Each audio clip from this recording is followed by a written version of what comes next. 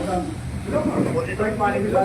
की सभा के अध्यक्ष और हमारे वरिष्ठ हमारे मार्गदर्शक शिवदार सतपाल जी, हमारे शिवदार ओम प्रकाश जी, कमेटी के सभी हमारे सीनियर वरिष्ठ भूतपूर्व सैनिक, आप सबको मेरी तरफ से नमस्कार, जय हिंद।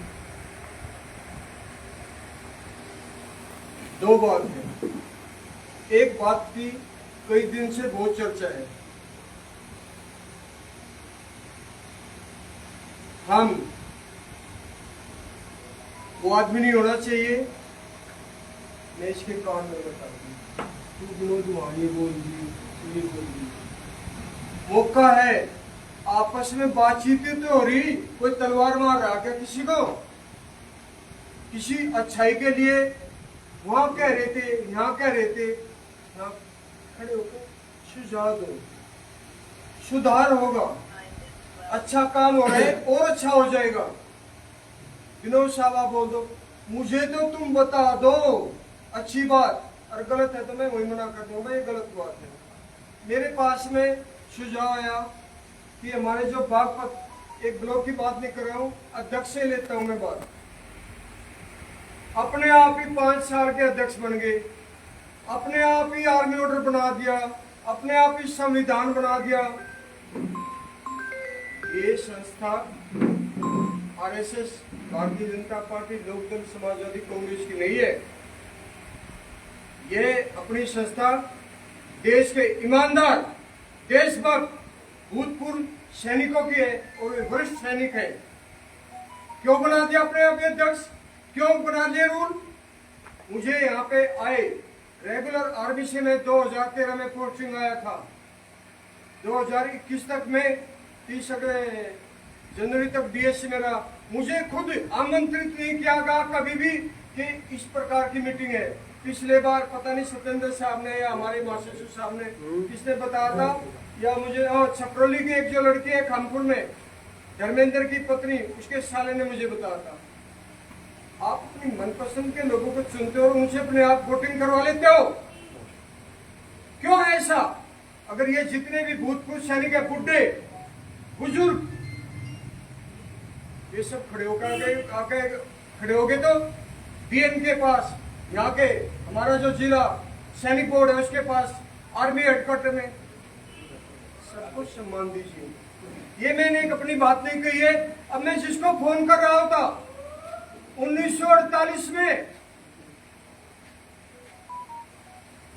हमारे भारत के पहले शहीद और हमारी पड़ोसी खाप, यानी कि हमारे बहन भाई का एक नाता है, धनखड़ खाप और धांगड़ खाप के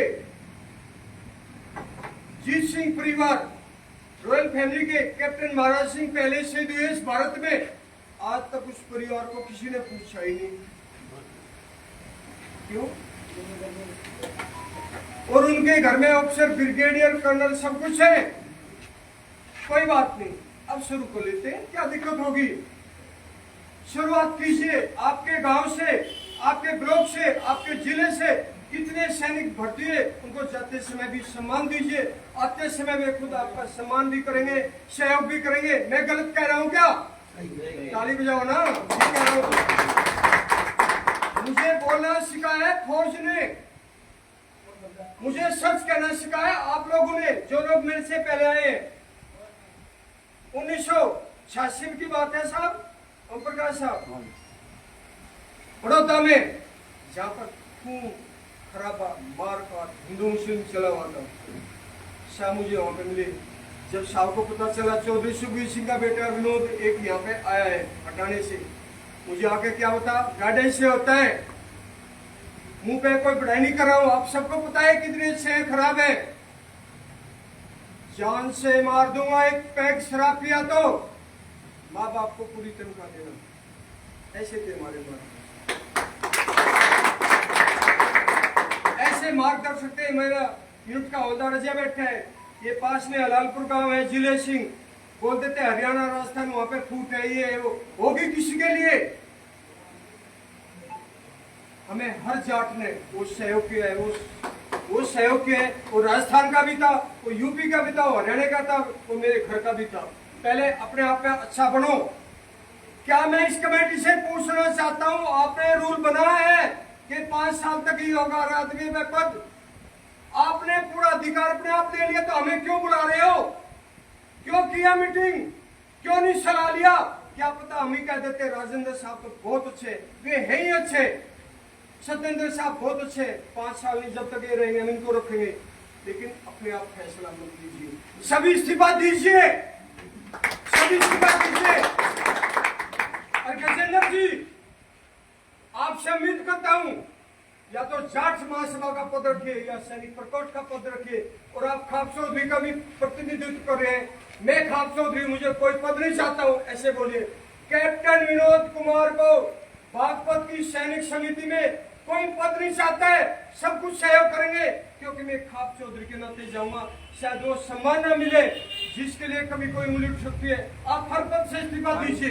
आपको खासतौर से आपकी इज्जत के लिए, सम्मान के लिए, एक मेहमान के लिए, आपकी घरवाली हमारी बेटी है, बहन है, आप हर पद से इस्तीफा दीजिए और लोगों के साथ वहां बैठिए।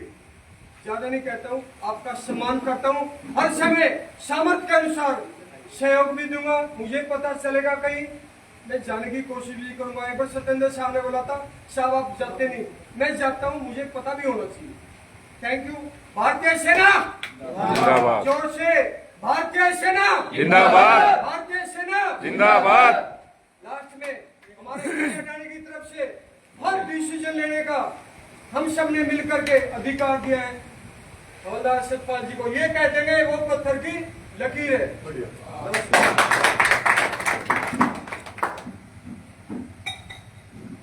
कैप्टन साहब ने बड़े ही जोशीला जो संबोधन किया है उसमें बहुत कुछ सच्चाई है और अच्छा ही है।